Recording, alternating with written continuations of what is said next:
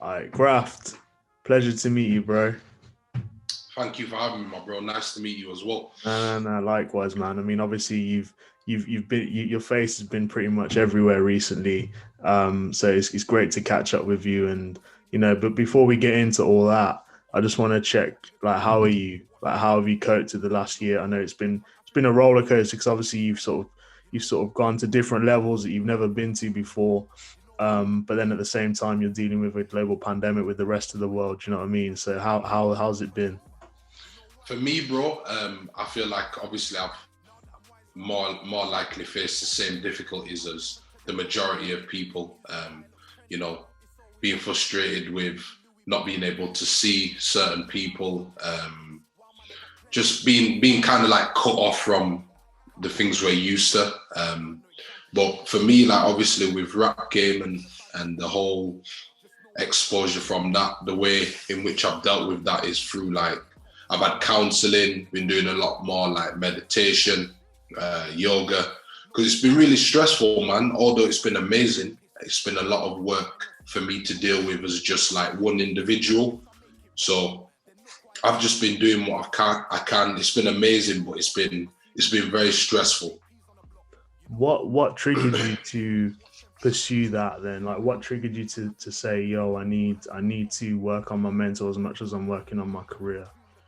Um, I just feel like, off the back of the rap game, everything kind of just changed for me like instantly. So it was a lot to adjust to.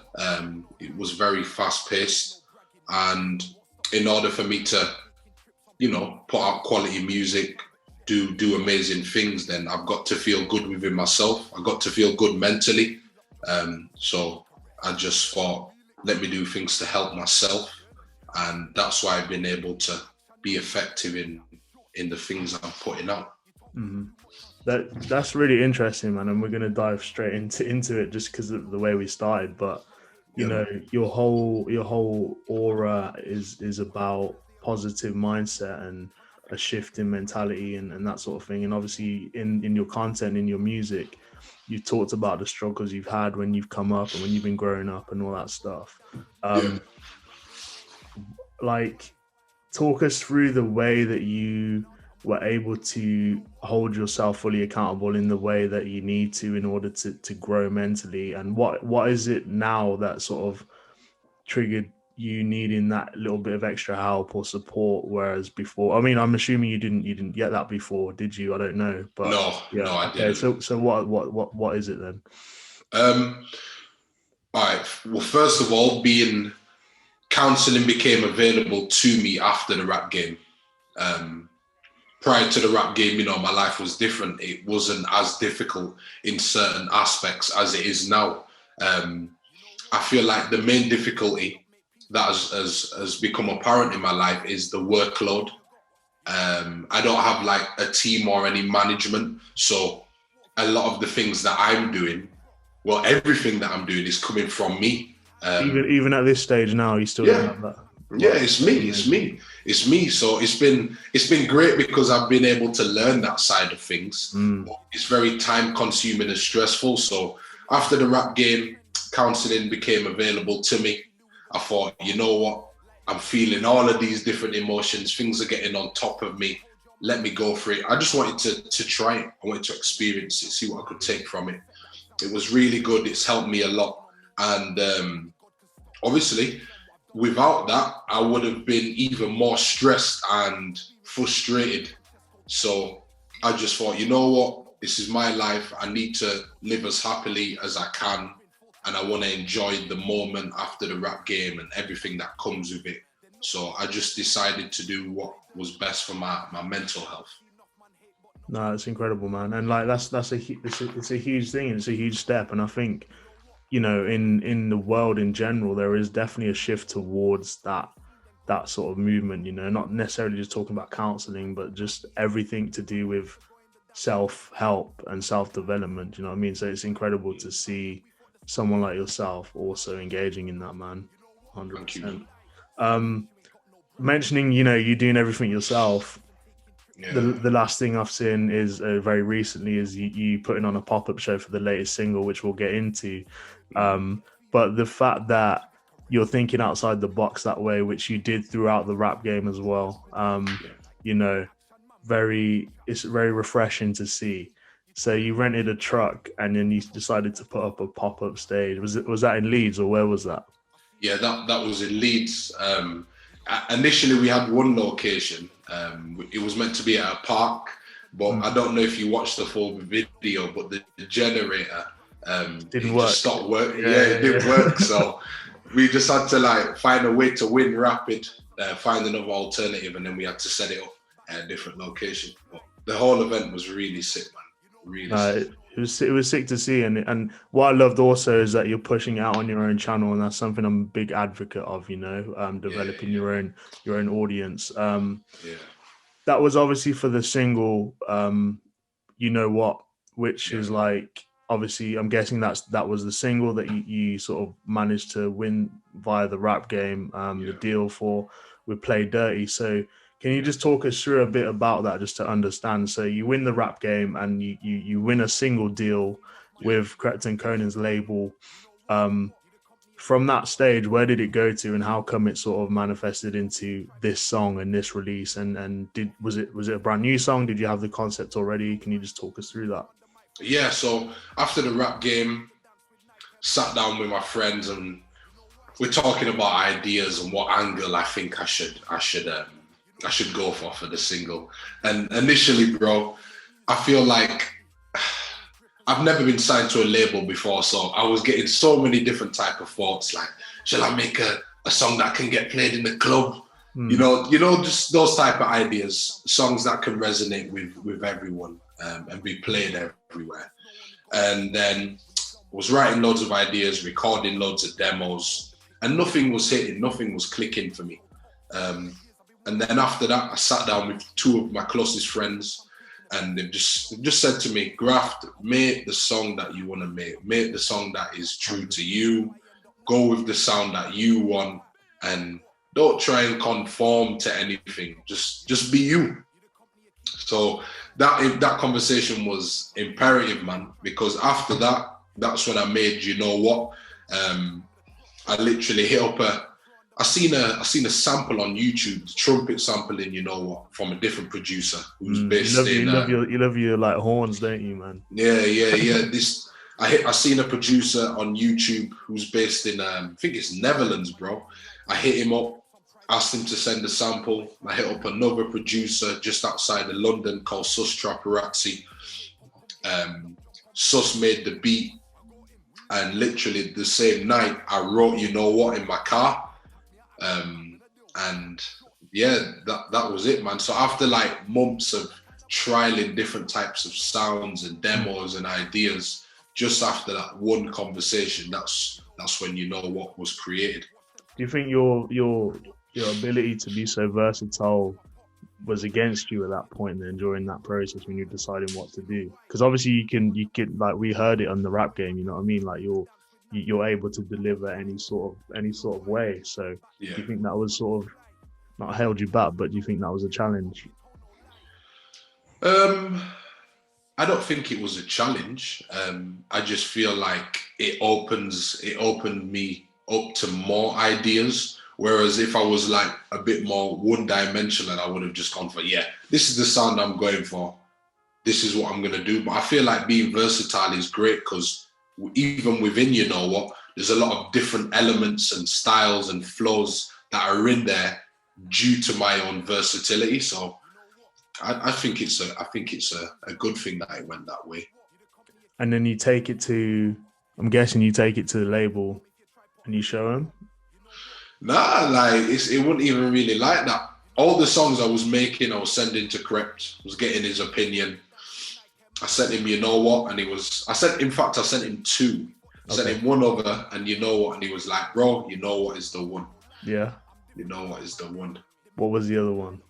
The other one was, I can't remember the name. I don't even think we named it. But basically what Krept was saying, if I got signed for a 2-single deal, the other one he would have put that out first and then You Know What as the follow-up. But as it was just one, you know what was had the more of the impact.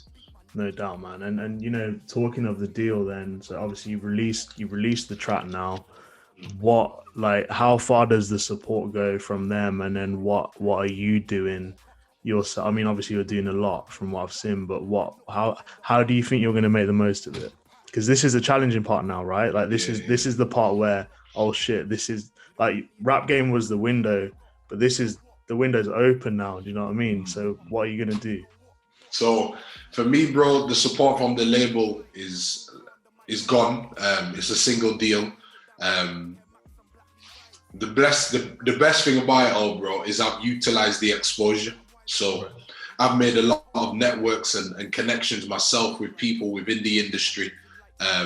So my next singles and freestyles, so for instance, I've got a new freestyle dropping next month on GRM Daily, a one mic freestyle. The month after that, I'm trying to finalize a SBTV freestyle with Jamal. And then the month after, that's when I'll follow it up with my new single. So for me, bro, I've made the connections, which I'm grateful for. And I've got a plan in place. And my main focus is just to keep up the momentum and keep releasing quality music. And that's what I'm going to do. 100%, man. And was there anything that you learned throughout this process when you started talking to these industry people, and like that you didn't know it worked that way, or anything you were surprised about? If you want me to be brutally honest, bro, from my first experience with a label,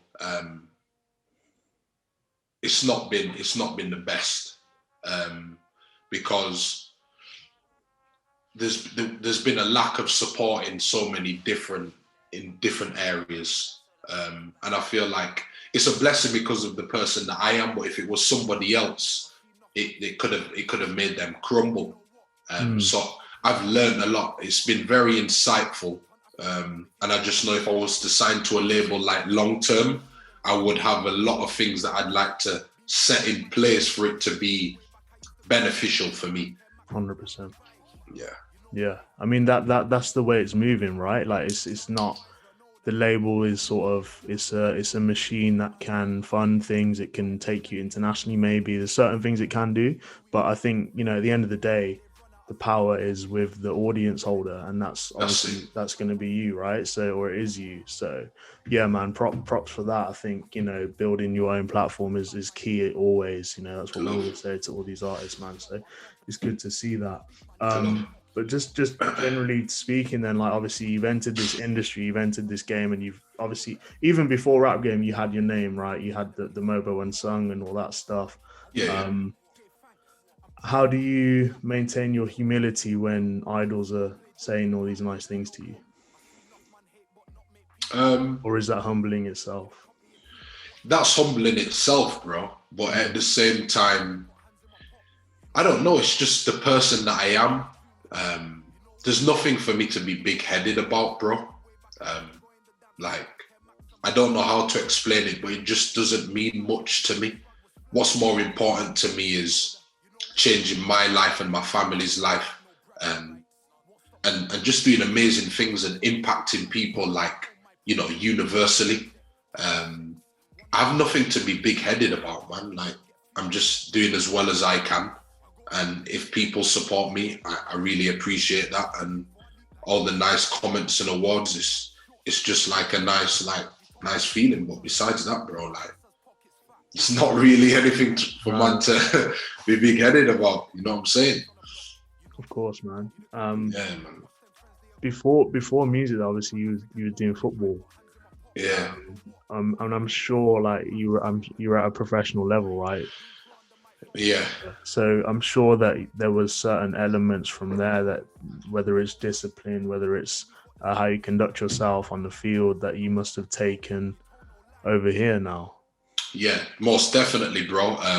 I'd say the discipline, the work ethic, and the self-belief, free of the like the main skills that I've transferred from my football career into music, which definitely helps me. You know, that self-belief, the confidence, the discipline. You know, recording, writing, and when people are going out, I'm just focusing on being creative and the work ethic. Like, it's in my name. You know what I'm saying? I graft. You know what I mean? So I've definitely taken a lot of skills from football and incorporated them into my music career. Sick, man. Who are you listening to at the minute, music wise? Yeah, I'm listening to Children of Zeus. They're a group from Manchester, like R&B soulful group. Amazing. I'm also listening to Santan Dave. I'm listening to, who am I listening to? Gets. I like Gets. Snow Allegra. Sick. And I'm also listening to a lot of like soulful house music as well. So everything, man. Literally everything. What's Leeds saying? Because there seems to be a little bit of noise kicking off up north. So I'm from Birmingham, so to me, you lot are really up north. Well, to Londoners, you lot are really up north. I'm up north to the Londoners. But what is it saying? Because I know there's a couple artists coming from Newcastle, like Simba Shaw, and obviously there's yourself in Leeds. Manchester's always been a musical city. What's it saying? Like, what do you think? What do you think's going on?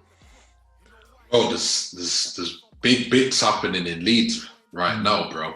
There's artists like Cole LC, Thames, D5, myself. Like many of these artists that I mentioned, they're signed to major labels or in talks with major labels. So a lot of the young artists coming through in Leeds are doing big things, and it's good to see because Leeds hasn't had its share of the limelight yet, but it's happening gradually, and it's an amazing feeling to be part of that. You know, to be leading the line and putting on for the city. So, bro, there's some big artists coming out of Leeds, man. Big artists coming out of Leeds. What's the infrastructure saying there? Like, is there enough? I mean, forgive my ignorance, but is there enough media outlets? Is there enough radio people? Is it building? There's enough media outlets and radio stations. There's enough, studios and radio stations that are supporting the local talent. Mm-hmm. But I feel like obviously the infrastructure can always be better because Leeds doesn't have the reputation of, artists breaking through as of yet. Then once more artists do break through, I believe the infrastructure will change and become better for the next generation of artists coming through. But right now it's sick, man. And there's a lot more to come, and there's a lot of change that's going to happen too. Absolutely, bro. Well, I mean, you've talked about the single and what you've got coming up with the freestyles and stuff. What's like the mid to long term plan then? Because we know what you're going to do in the short term. We're going to expect a project as well. I'm hoping, whether it's next year or what. But what's the mid to long term plan? Bro, the mid to long term plan for me, long term, I'm going to be releasing a project hopefully next year, May. Okay. The midterm plan for me, bro, I just want to be releasing a single or material every month. Yeah. Literally every month. Bro, you need to be consistent with it. That's it. That's the key. That's it, bro. Yeah. I'm literally trying to flood everything, man. I've got no time to be waiting around on, I just released, you know what, this is my new single and I'm promoting that for 2-3 months. Like, the way people consume music in this day and age is very different to before. Like, before you could promote a single for 3 months and people are happy, but in this day and age, people want a song like every instant. It's instant gratification. That's it, bro. The consumerism's different, so I'm just trying to keep up to date with that, and I've got no slowing down to be doing, man. You get me? I've got to keep going and showing myself to everyone. Absolutely. And what about managing all your socials and all that stuff? Like, because it's so fast paced and everything, I'm guessing eventually you're going to need like a team, and not just for socials, but everything, bro. Live, PR, obviously PR, all that stuff. So it's gonna. If you're gonna flood, you need the squad. You know what I mean? Like, you need the team. Yeah, definitely, bro. And God willing, I do get the team. I see the team forming in certain aspects already. But I just know like the management and everything else will come. With the connections I've made, I know a lot of great people already that I can go to for help. But it's gonna come, bro. Obviously, I just have to keep releasing the material and everything will keep falling into place. What would you say is your biggest challenge at the minute then?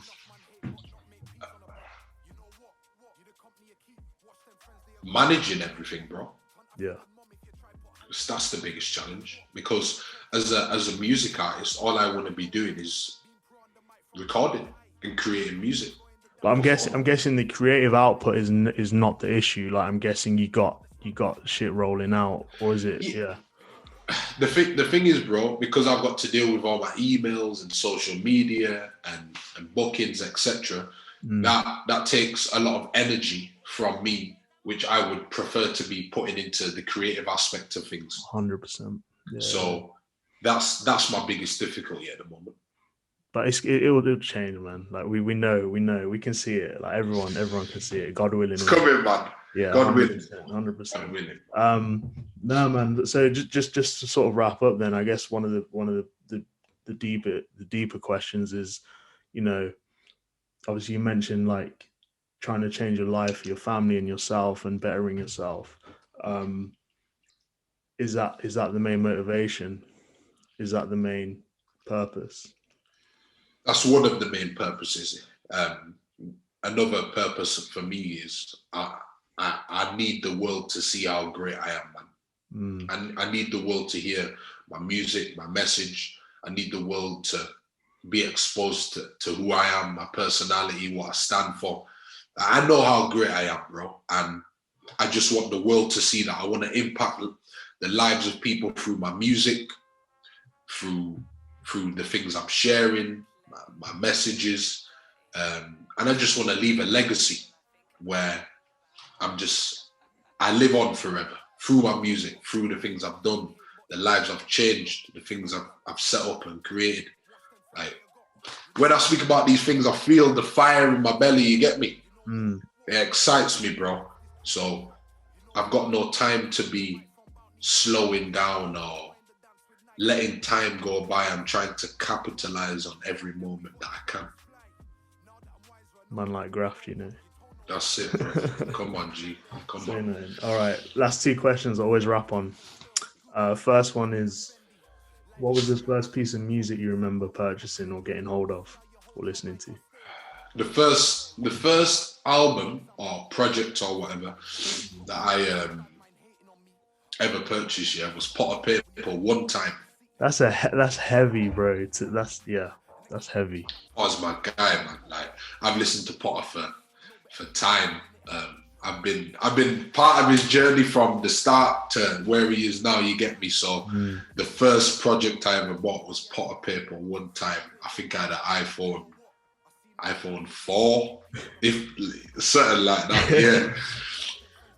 Yeah. I think to see what Potter's doing now, it's almost like it's like the fruit that we've been waiting for, isn't it? Like, it feels like it's his time now. Do you know what I mean? He deserves everything that he's getting, bro.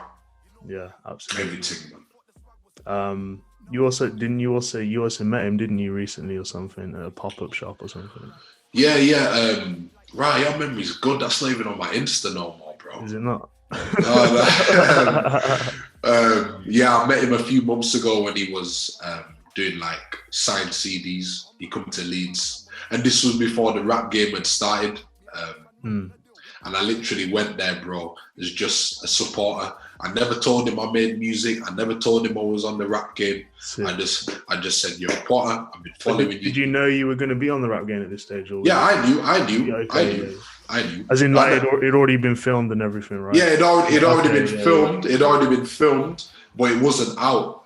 That's sick, man. So I just went there as just genuine supporter, bro. I said, "Potter, I've been following your thing for years now. It's a blessing to see how far that you've come with it, and I wish you nothing but the best." And we just chopped it up, and then funny, yeah, life went round full circle. He's watching the rap game, he's supporting me on there, He's messaging me on Insta. We're chopping it up, and it's just funny how life works. Bro, it's funny, and you know what? That's something very admirable, because you didn't go in there and you didn't push what you were trying to do. And I feel like that is something that creative people, including myself, have struggled with in the past. You know what I mean? Like, we're trying to always push an agenda or walk into a room and say, "This is what I do. This is what I can offer." When in actual fact, it's just about the human connection, right? And that's what it is. And you just need to let, as long as you're on your righteous path, you just need to let the universe do what it does. You know what I mean? So That's an incredible story to hear, man. Like, it's really, really positive. So I can't wait for the collab track with you two, by the way. Yeah, man. God willing again, bro. For real. And then final question, bro. Stage or studio? It's a good question, but without the studio, I can't go on the stage, G. No, so 100%. You know what I'm saying? So I've got to be in the studio to record. But the excitement and the elements to the stage performances, I prefer that to the studio. But there's no stage without the studio. Without studio. You get me, bro? No doubt. Yeah. All right, Graft. Appreciate it, man. It was great to catch up with you, and I can't wait to see what's next. Thank you for having me, bro. Make sure everyone, make sure you follow me on Instagram and Twitter. I am Graft, and go and check out my brand new single with Play Dirty. You know what? Out on all streaming platforms. Follow the journey. Loads more music to come, man. More greatness. Amazing. Thank you, bro. Love, bro. Way back, I used to go in the dance with Nike, Max and Black Levi's. You know why? Back then we thought the swag was fly. Now that I'm wiser and older, you know what? You told no lie. Small fish, you ain't got no bragging rights. Won't stop till my name's in lights and taking trips on private flights. Wanna own my private jet, get up on deck, private.